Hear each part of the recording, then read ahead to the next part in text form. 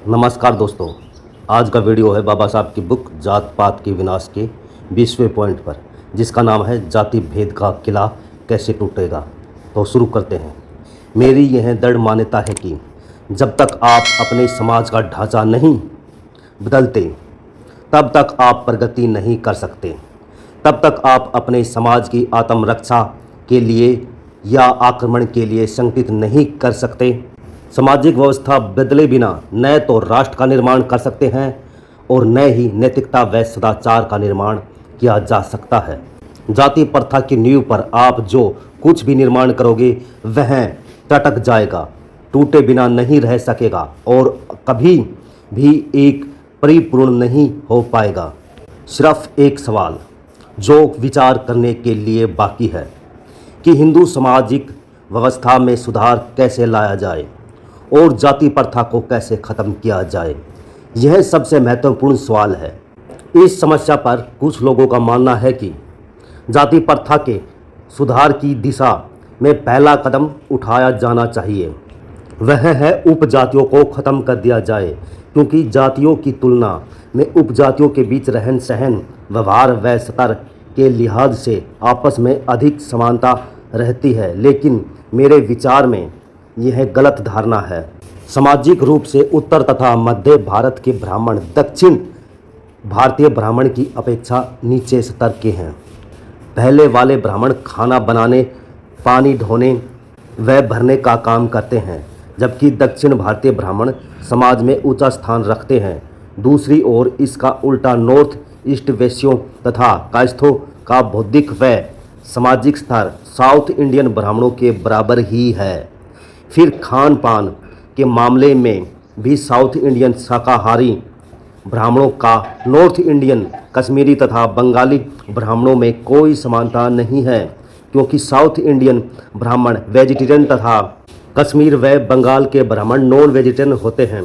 इसका उल्टा खान पान के मामले में साउथ इंडियन ब्राह्मण गुजराती, मारवाड़ी, बनियों तथा जैनियों में अधिक समानता और निकटता मिलती है।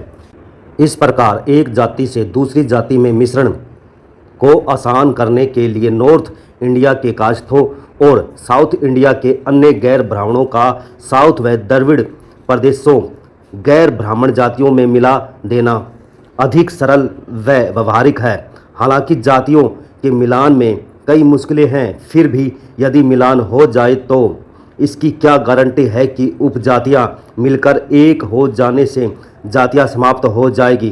उपजातियों की समाप्ति के बाद यह प्रक्रिया चलने की संभावना नज़र नहीं आती। इसका उल्टा यह हो सकता है कि यह प्रक्रिया उपजातियों की समाप्ति पर ही रुक जाए। यदि ऐसा होता है अर्थात जातियों तक पहुंचकर यह प्रक्रिया समाप्त हो जाती है, तो इसका दुष्परिणाम यह होगा कि जातियां और भी अधिक शक्तिशाली और नुकसानकारी हो जाएगी।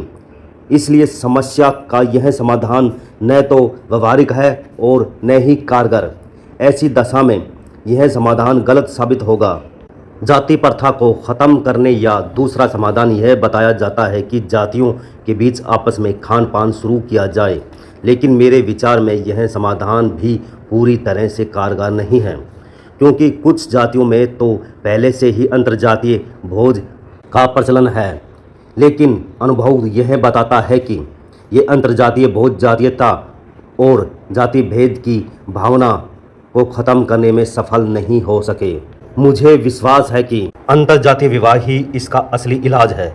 रिश्तों के द्वारा रक्त के मिलाप से ही अपनापन और आपसी भाईचारे की भावना पैदा की जा सकती है, और जब तक भाईचारे की भावना नहीं होगी, संबंधी होने तथा जुड़े होने की भावना सर्वोपरि नहीं होगी, तब तक जाति द्वारा पैदा की गई अलगाव की भावना, पराया होने की भावना कभी दूर नहीं होगी। अन्य धर्मों की अपेक्षा हिंदुओं के सामाजिक जीवन में अंतर्जातीय विवाह ज़्यादा प्रभावशाली साबित होंगे, क्योंकि जिस समाज में पहले से ही दूसरे संबंधों के कारण खूब मेल मिलाप हो, उनमें विवाह जीवन की एक साधारण सी घटना होती है। लेकिन जहां समाज कट कट कर टुकड़े टुकड़े हो चुका हो, वहां विवाह एकता करने वाली शक्ति के तौर पर जरूरी है।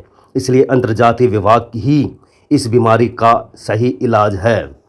अन्य कोई और इलाज जाति प्रथा की क्रूरता को मिटाने का काम नहीं कर सकता। आपके जाति पाति तोड़क मंडल ने जाति प्रथा पर हमले का यही मार्ग अपनाया है। यह सीधा और सामने का हमला है। मैं आपको बधाई देता हूं कि आपने इस बीमारी को ठीक प्रकार से पहचाना है। हिंदुओं को यह बताने का आपने साहस किया है कि समाज में असली दोष क्या है। इसके लिए और भी बधाई देता हूं। सामाजिक अत्याचार या तानाशाही के मुकाबले में राजनीतिक अत्याचार कुछ भी नहीं है। इसलिए एक समाज सुधारक जो समाज में गलत का विरोध करता है और सामना करता है, उसे सरकार के खिलाफ बगावत करने वाले पॉलिटिशियन से कई अधिक साहस जुटाना पड़ता है। हम यह कह सकते हैं कि आपने बीमारी की नब्ज पकड़ ली है और आपका मानना सही है कि जातीयता का रोग तभी समाप्त हो पाएगा जबकि अंतर्जातीय खान पान और जातियों के बीच आपस में विवाह एक आम रिवाज बन जाए। आपने बीमारी की जड़ का तो पता लगा दिया, लेकिन क्या आपके द्वारा बताए गए समाधान से इसका इलाज हो सकेगा? आप अपने आप से भी यह पूछे कि क्या कारण है कि ज़्यादातर हिंदू एक साथ शामिल भोजन करना पसंद नहीं करते और आपस में विवाह भी नहीं करते हैं? क्या कारण है कि आपका उद्देश्य पॉपुलर नहीं है? इसका जवाब यही है कि हिंदू जिन सिद्धांतों, विश्वासों और धार्मिक रिवाजों को पवित्र मानते हैं, उनके अलावा आपस में खान पान और अंतर्जातीय विवाह उनके लिए घृणा लायक कार्य है। जाति ईंटों की दीवार या कांटेदार तारबंदी जैसी कोई भौतिक चीज नहीं है जो हिंदुओं को आपस में मेल मिलाप करने से रोकती है। इसलिए इस रुकावट को गिरा देना चाहिए। जाति तो एक धारणा, विश्वास अर्थात मानसिक स्थिति है। इसलिए जाति की समाप्ति का अर्थ किसी भौतिक रुकावट को दूर करना नहीं है, बल्कि इसका अर्थ वैचारिक बदलाव है। जाति प्रथा बुरी हो सकती है। जातिवाद ऐसी मानसिकता को जन्म देती है जो मानवता के लिए घातक है। यह एक अमानवीय व्यवस्था है, लेकिन यह भी नहीं कहा जा सकता कि हिंदू लोग जाति प्रथा को इसलिए मानते हैं कि वे निर्दयी, खराब दिमाग के या मानवता के दुश्मन हैं। दरअसल वे इसलिए मानते हैं क्योंकि वे बहुत ज़्यादा धार्मिक हैं। इसलिए जात पात मानने के लिए लोग दोषी नहीं है। मेरी नज़र में दोषी उनका धर्म है जिसने जाति व्यवस्था को जन्म दिया।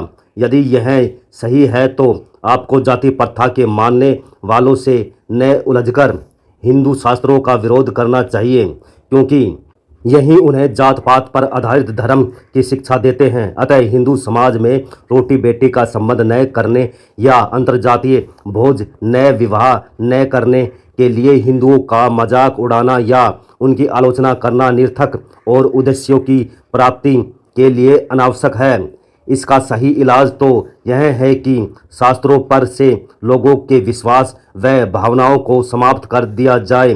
लोगों की धार्मिक आस्थाओं, विश्वासों व विचारों को दूषित रखना जारी रखा तो आप सफलता की आशा कैसे कर सकते हैं? शास्त्रों की मान्यता, पवित्रता व उनके नियमों के प्रति श्रद्धा भाव रखने की आज्ञा देना अर्थात उन पर ऐतराज नहीं करना, और आप उन्हीं हिंदुओं की आलोचना करते हैं कि उन्हें विचार अमानवीय, विवेकहीन, तर्कहीन है, तो यह सामाजिक सुधार का गलत व बेमेल ढंग है। छुआछूत को ख़त्म करने के आंदोलन में लगे हुए महात्मा गांधी जैसे व्यक्ति भी यह महसूस नहीं करते कि लोगों के काम व व्यवहार उनके दिमागों में शास्त्रों के धार्मिक विश्वासों का परिणाम होते हैं, और जब तक शास्त्रों में उनकी आस्था खत्म नहीं हो जाती, उनका व्यवहार कभी नहीं बदल सकता। ऐसी स्थिति में यदि समाज सुधारकों के प्रयास सफल नहीं होते तो इसमें कोई ताज्जुब की बात नहीं है, और आपके जात पात तोड़क मंडल के सुधारक भी वही गलती करने जा रहे हैं। इसलिए आपकी कोशिशों का भी यही नतीजा होने वाला है जो छुआछूत मिटाने वाले सुधारकों का हुआ।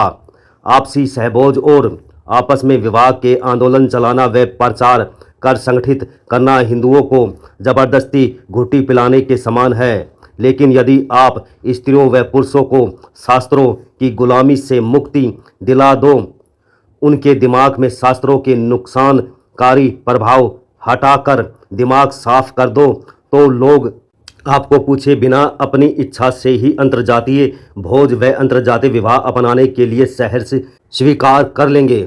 दोहरी नीति अपनाने और टेढ़ी बातें करने से कोई लाभ नहीं है।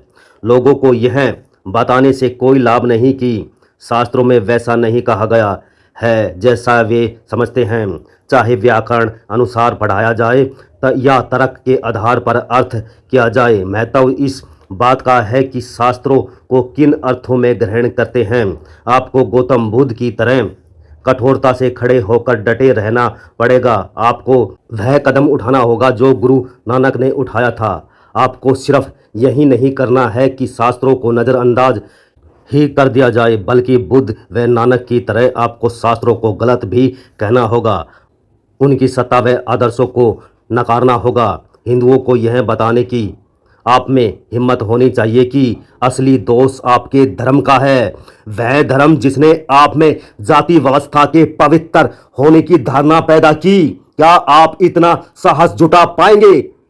तो साथियों, इसी के साथ यह वीडियो समाप्त होता है। अब मिलेंगे अगले वीडियो में। इसी के साथ सभी साथियों को जय भीम।